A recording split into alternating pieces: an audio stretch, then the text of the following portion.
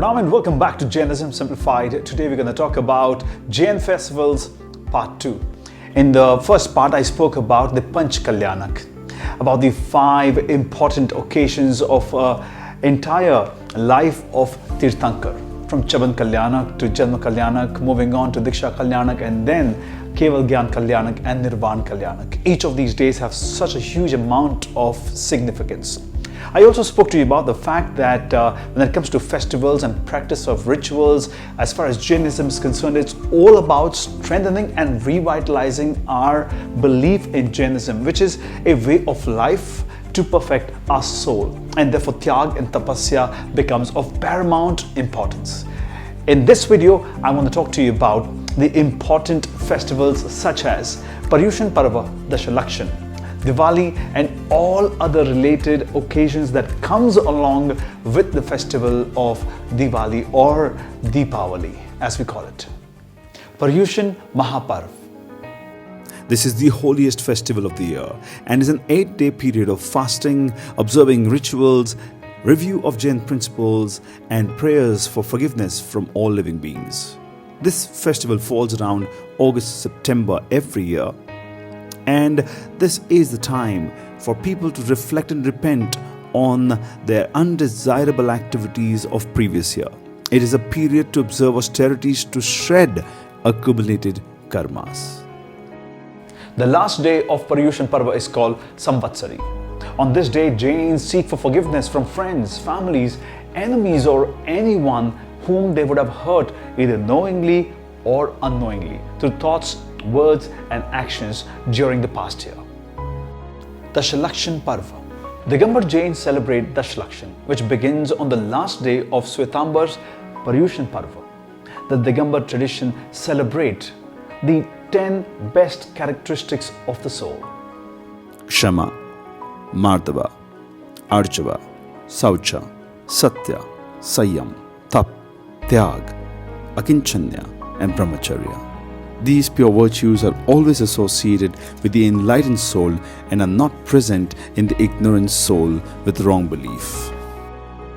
These 10 commandments or attributes are the names of the natural disposition originated in the presence of right belief and right conduct, and there is absence of wrong belief and passions. Mahavir Janm Kalyanak. Jains celebrate the birth anniversary of Bhagawan Mahaveer with great devotion. The Janm Kalyanak falls on the 13th day of the bright half of the moon of Chaitra, typically in the month of March or April every year. People attend to sermons and learn the teachings of Bhagawan Mahaveer. They offer prayers and worship him to celebrate his birth anniversary. This day reminds us of the supreme compassion of Bhagawan Mahaveer and the path to liberation that he had preached. Deepavali. Diwali marks the attainment of moksha by Bhagawan Mahaveer in 527 BC. The festival falls on the last day of the month of Ashwin, the end of the year in the Indian calendar. But the celebration starts in the morning of the previous day as Lord Mahavir commenced his last sermon, which is his final discourse known as Uttradhyan, which lasted until the night of Diwali. At midnight, his soul left his body and attained liberation, known as moksha. 18 kings of northern India were present in his audience at that time. They decided that the light of the master's knowledge should be kept alive symbolically by lighting of lamp. Hence, it is called Deepawali. Dhanteras. Dhan means wealth and Teras is the 13th day of Ashwin. The first day of Diwali is known as Dhanteras. Kali Chaudas. The day after Dhanteras is known as Kali Chaudas. People chant mantras at night on this day. Nutan Varsh, or the New Year. Gautam Swami was very attached to Bhagawan Mahaveer. So after Bhagawan Mahavir's nirvana on Diwali, he became very sad. By thinking deeply about non-attachment, he overcame his sadness and attained Keval Gyan on the following day, which is now known as the New Year. Bhai Beej.